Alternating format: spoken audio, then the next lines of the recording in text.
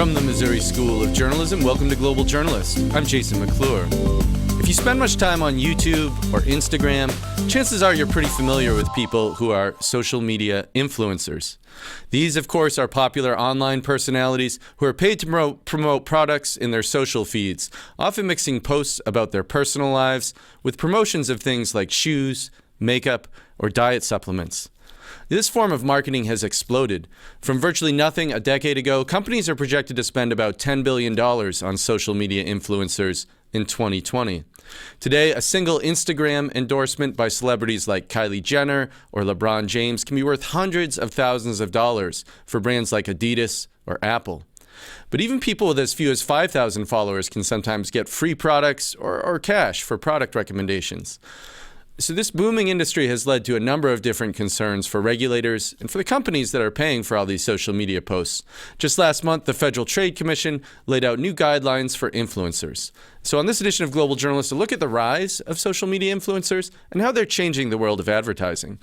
First, we're going to bring in an up-and-coming micro-influencer to get a view of how all this works. Yara Mabote models clothes and offers beauty and fashion advice on Instagram and YouTube under the name Yara Mel. She lives in Mozambique, but she joins us now from London. Yara, welcome. Hello, thank you for having me. Well, it's a pleasure to have you. I mean, first of all, just start out, tell us how you got into becoming a social media influencer. Well, I got to it by accident. It all started with a passion for style. So I started blogging back in 2011, very naive, thinking nothing of it, just like most people actually. But then it started booming a few years from then. And that's when I realized that it could be something that I could make a living out of. And so now you have this this YouTube channel, you have an Instagram feed. Like, what are some of the videos or photos you've posted that have been really successful? Just photos of my style. Those are usually more successful. For some reason, people love to see what you're wearing. And I feel like that's when brands can capitalize a lot. Apparel brands can capitalize on that because we love seeing other people express their style. And same with the videos. I think videos on my personal life and videos on my style are usually the ones that do best. And right, and so like on your video feed, you do a number of you offer advice and beauty tips as well. It sounds like, and you have something like 14,000 followers now across both YouTube and Instagram. And it sounds like over the past year, you've just begun to be able to start sort of monetizing this. Yes, I started monetizing effectively in 2017. Brands started noticing me because I also have a blog, which is another good source of income for me. And companies usually pay me just to put a link to their website. So that's really interesting. And that's something that I was really happy to find out. Okay. I could monetize on. So there's been, I understand, a perfume company, online shopping sites, companies like this are approaching you. And like, how much money can you make for doing this? Some of them, one of them paid me $70 just for a hyperlink. The other one paid me $50 for a hyperlink. Okay. And are companies, do they also reach out to you offering you products saying like, will you model our shoes in your video and you can keep the pair of shoes, something like this? Yes, there's usually companies offering me products to send me products. I used to get products when I was living in the UK. Now that I'm in Mozambique, it's a bit more hard, but yeah, that's usually how they go about it. Okay. Well, there was a poll by the toy company Lego earlier this year of 3,000 children in the U.S. and a couple of other countries, and it found that actually becoming a YouTuber was the top career aspiration for 8 to 12-year-olds here. What do you think young people find so appealing about doing this? I think it's mostly about being able to do something that you're passionate about every day instead of going to a job that you are miserable in. To be honest, at this point, being a YouTuber is also my goal. I can't wait to be able to make a consistent living out of it. And I still don't know how I'm going to tell that to my parents, but I am a part of that group. And I think creatively, it's very exciting to be able to make a living out of your creativity. I think it all stems from that. And also, it's an opportunity that we have as a generation. I mean, our parents, our grandparents could have never had this, even think about this. So I think we all should make the most out of this era that we're living in because it's beautiful. Well, I think part of what's interesting about this whole phenomenon is that, you mentioned that sometimes you're getting paid to post links, sometimes you're being given free apparel or free accessories, things like this that you model on your site. But people looking at your site, are they always aware that you're being paid to display these products or to promote them? Yes, during the recent years, it's become very important that bloggers disclose when they're getting paid to promote something, just so that the audience can judge between, knowing what it is, their personal opinion and a personal recommendation, and what it is something that they're being paid to do, so that you can have that discretion and not just buy something because you assume the blogger recommended, but the blogger is actually being paid. So it's important to be very transparent about it now. And I think that's really good because it makes the industry a bit more serious. Well, one of the things that has come under scrutiny also in this industry over the past few years is that there's been reporting that a lot of people's don't actually have many real followers, that people are buying followers, that there are actually bot accounts that are being used to sort of hype someone's popularity on Instagram. What do you make of all that? I mean, yeah, that's true. I mean, everyone wants to get there fast because becoming an influencer and gaining a follower is not an easy job. It takes a lot of persistence, good content, quality content, patience. The best bloggers I know have been trying to make a living out of this for 5, 6, 7 years. And not everyone is willing to wait that time. So they obviously are going to take the easier route, which gladly has been exposed now through bots and, fake followers and all of that. Unfortunately, many of people have been able to make money over fake followers and fake likes. But I think for the years to come, it's not going to be that easy because Instagram is taking a closer look on those accounts. The marketing companies are also making a closer study on the profile of the person before they make an offer. So I think it's going to become better. But yeah, some people just can't, they just don't want to put in the work. They rather take the easy way out. And I should say, I spent some time looking at your Instagram account, at your YouTube. The photos on your Instagram account are excellent, I should say. They look like photos from a women's magazine. But I wanted to ask you, what do you think the companies that are reaching out to you, what do you think they find appealing in paying you to promote their products? Thank you. I put a lot of effort on my images. I think I would rather post quality images, few quality images than many images with no quality. And I think companies find that important because if I'm going to promote their product, I should have a good image on their product, So they want to associate their product to a good quality image, a good quality feed. And I think that's why they approach me because I don't just take pictures with my phone. I try to put in some camera quality as well. So I think that takes the content to the next level. It gives a more high-end finish to the photos. Well, Yara Mabote, thank you so much for taking the time to join us. You're welcome. Thank you for having me. This is Global Journalist. On today's program, we're talking about the rise of social media influencers. Up next, we're going to take a look at how companies that are paying people like Yara to endorse their products think about this industry. For that, we're joined by Julie Ann Maddock of the public relations and marketing firm Are the Lede. She joins us now from New York City. Julie, welcome. Good morning, Jason. Well, it's a pleasure to have you. You've done PR and marketing campaigns for many, many big brands. Give us just a little bit of the history about how companies started getting interested in influencers.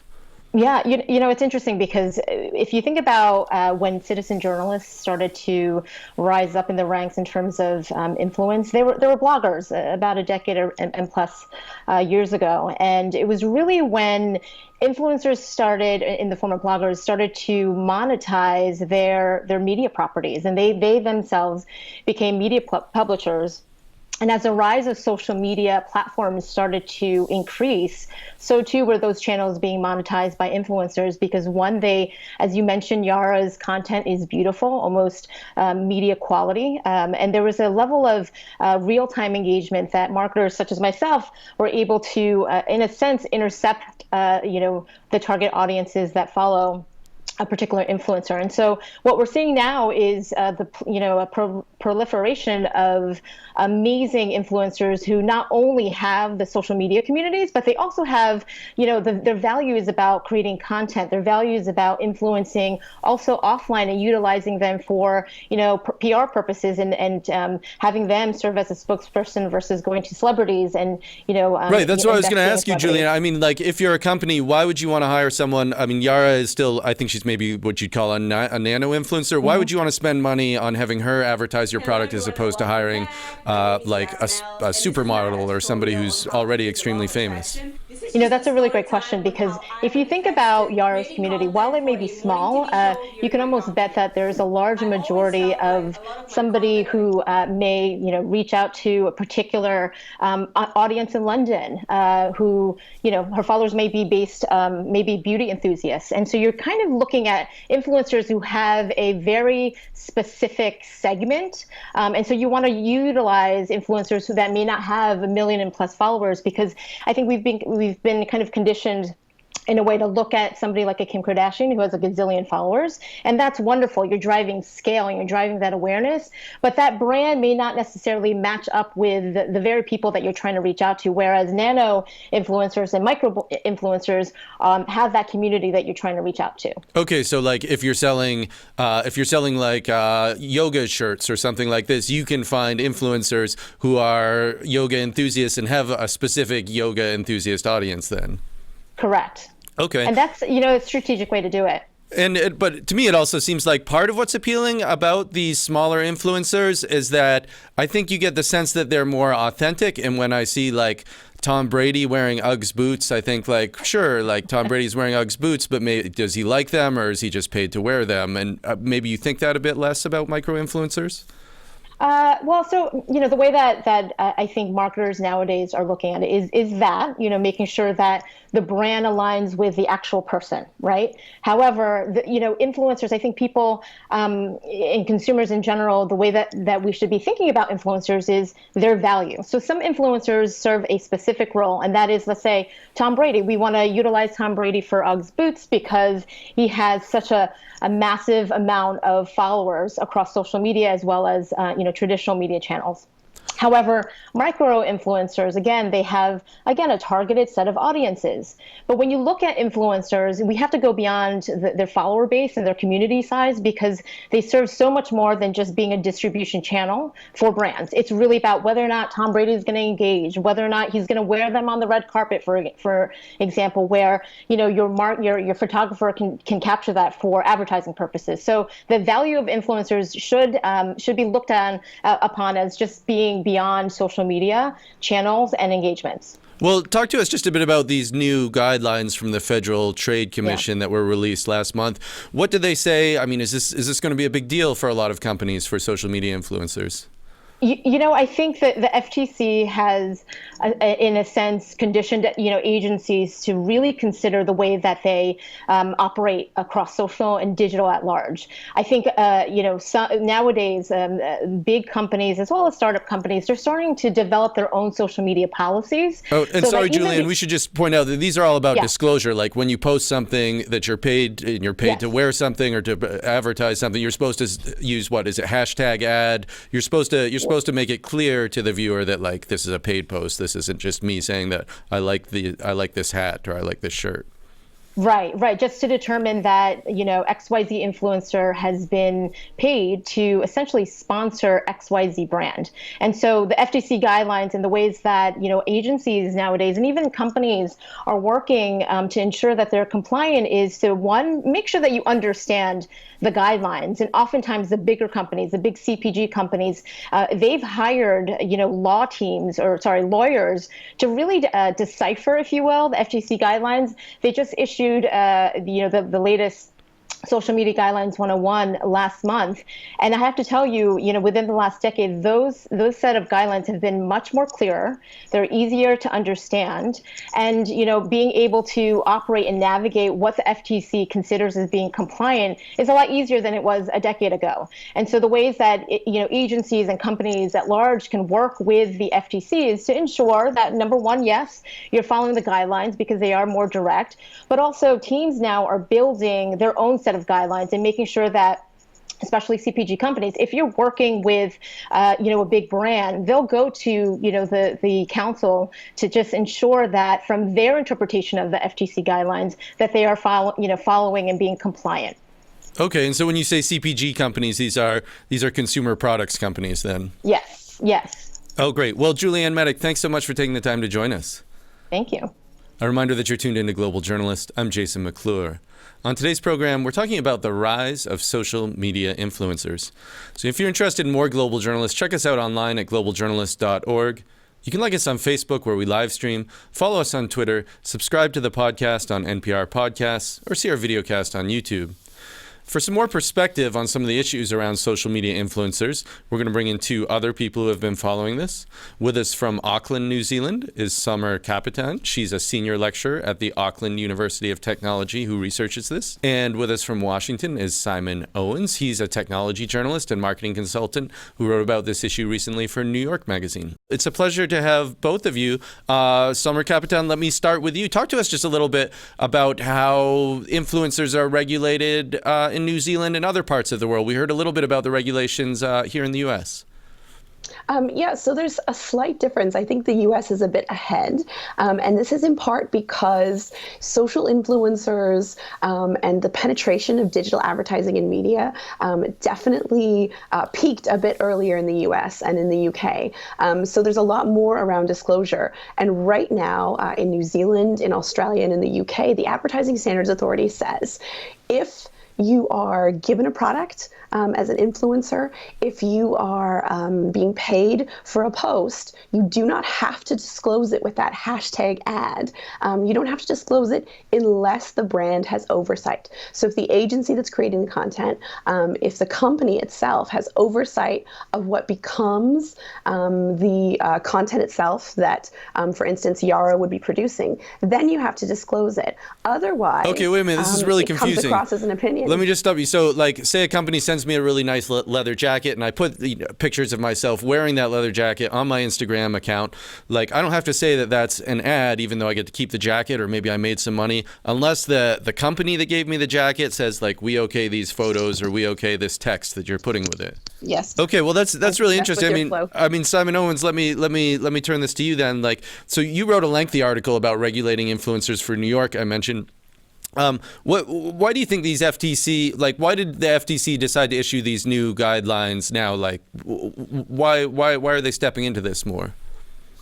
I think that you're seeing a lot of consumer confusion about what is an ad and what isn't. There's a regular BuzzFeed column, for instance, where they actually kind of poke fun at this, where they try to guess whether a celebrity has posted a photo as an ad or not, because it's almost kind of like a running joke about how everything is an ad on Instagram, and you really have no idea what was actually paid for or not. So they're seeing this definitely as a very pervasive problem, especially for kind of more shady industries like health supplements or cryptocurrency and things like this. So they see this as a real problem. Yeah, I mean, this is really interesting too, because I think probably the number one social media influencer in the world right now is Kylie Jenner. And I spent some time studying her Instagram account before we did this show. And it wasn't that clear to me which of her posts were ads and which weren't. Like, if you read the text carefully, for some of them, she would include like hashtag ad. But for others, she was in one, she was wearing like a sweatshirt with Chanel branded across the front. And she was just posting that, I guess, as like a personal post, like, here I am enjoying my life, and I'm wearing a Chanel sweatshirt. Yeah, and it's actually getting even more confusing in the other direction, because you see a lot of wannabe influencers who want to attract advertisers and brands actually pretending that their posts are ads, even though they were never actually paid for the brand. It's kind of like a fake it till you make it type of approach, where if they see you wearing Chanel or Ray-Ban sunglasses or something like that, then other brands will be attracted to you because they think you're a big deal. Okay, that's really interesting. I mean, Sommer Kapitän, I mean, how can individual governments, how can they even begin to regulate this on their own? I mean, you talk about how New Zealand has certain regulations, the UK has certain regulations, and the US has these new regulations by the Federal Trade Commission. I mean, is it realistic for them to be doing enforcement on this when even people are confused about what is an ad and what isn't an ad for, like, celebrities, much less smaller people, like, much smaller influencers?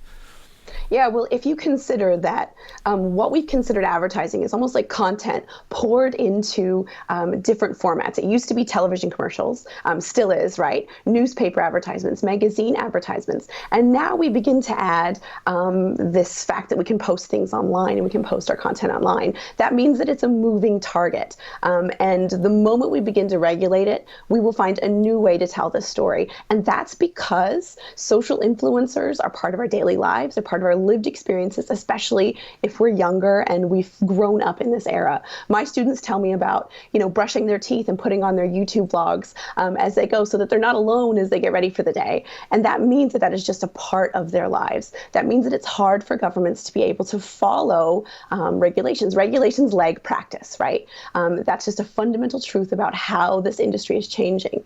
But all this is true. But in traditional media, as you mentioned newspapers, you mentioned television. Like it's clear. I feel like it's clear, like what a newspaper ad is and what a news story is, or what's television entertainment content and what is an advertisement. But on Instagram, that's not clear. Well, of course, it wasn't clear at first. When the first radio drama started, we didn't know. We just knew it was brought to us by a soap company, which is where the word soaps came from, for that kind of content. So we're just getting used to, and we're coming of age. The moment we get to used to what is an ad, it will change. And it will change because we don't trust, as humans, as consumers, we don't trust brands as much as we trust humans. There's a fundamental change in the way for advertisers to get their message across, to capture our hearts and minds, is to find a new way to reach us, because we tend to put up literal ad blockers. We tend to think when it's an ad, it is not as meaningful. And the role of a good marketer, a good ad agency, is to find a way to get those messages to consumers without them necessarily having the wall up against an ad. So that's an interesting divide that regulation will lag behind.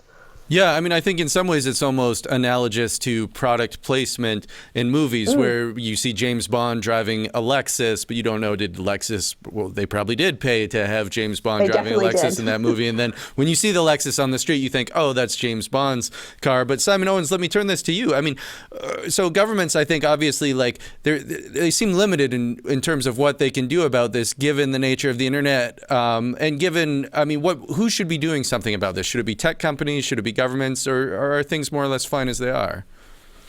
Yeah, so you see the governments, because there's just so many millions of influencers, they're doing one of two things. One of three things. They're targeting the brands themselves, because those are much larger and they're the ones that are employing like hundreds of influencers at a time. So you see a lot of the FTC fines that are going out. They're actually targeted towards the brands for not properly communicating to the influencers how they're supposed to disclose, versus going after the influencers themselves. When they have gone after influencers, they've gone after celebrities, because obviously that will generate a lot of news, which will send signals to lower level influencers. And then in some cases, they've gone after the tech companies themselves, especially when they're not complying with things like COPPA, which, it has to do with kind of data collection and whether you can advertise to minors.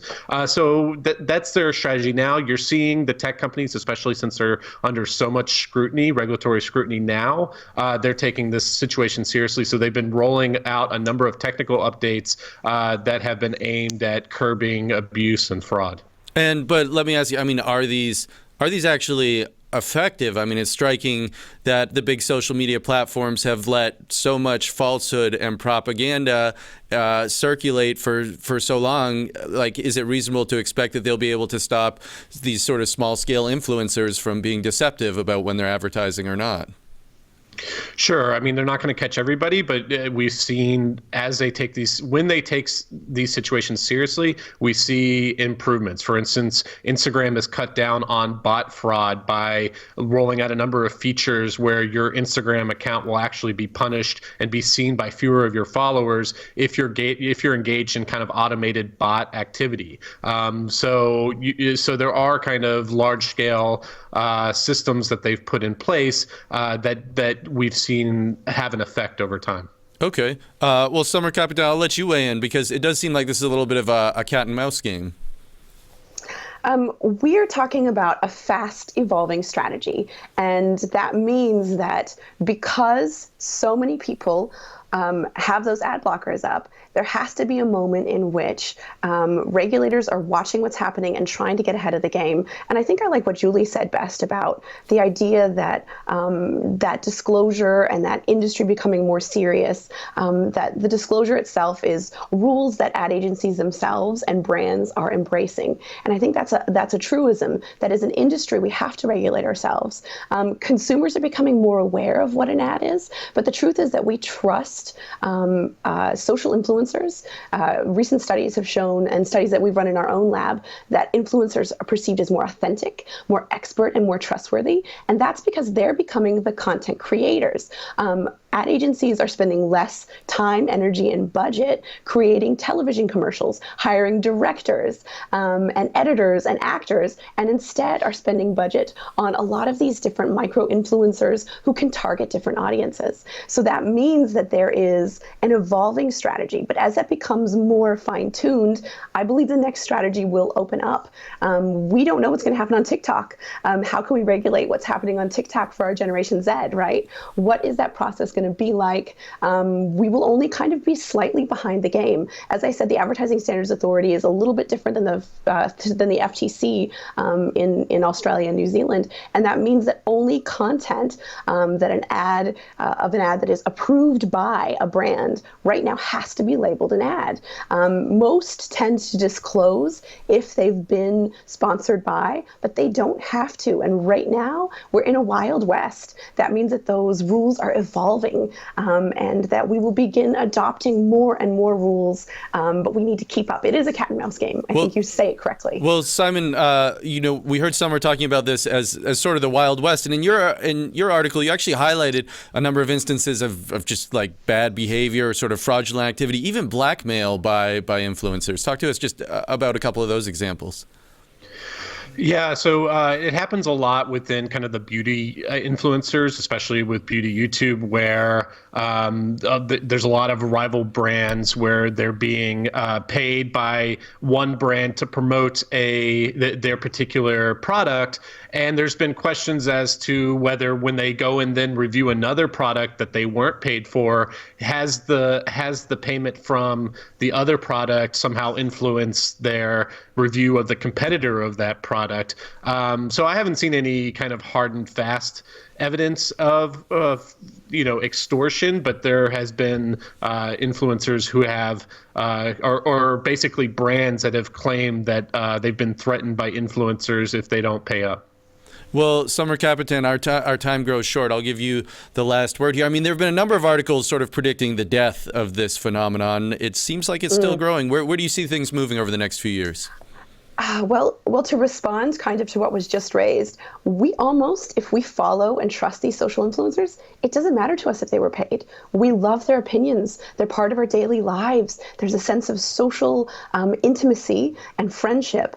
And that in particular is driving our response to how these influencers work. So I think we will only continue to find more ways as consumers to fall in love with new content, and more ways as influencers, as advertising agencies, as companies and brands, to put content in front of consumers. So I think it almost matters less whether it's a true ad. Well, we're out of time for this edition of Global Journalist, a production of the Reynolds Journalism Institute at the Missouri School of Journalism and KBIA Mid-Missouri Public Radio. Many thanks to Yara Mabote, Julianne Maddock, Sommer Kapitän, and Simon Owens. Our assistant producers this week are Kasey Bader, Benjamin Brink, and Grace Huguelet. Edom, Kassaye, and Trevor Hook are senior producers, and Kyle McCubbin is visual editor. Takia Thomas is audio engineer. Kathy Kiley is executive editor. Travis McMillan is director.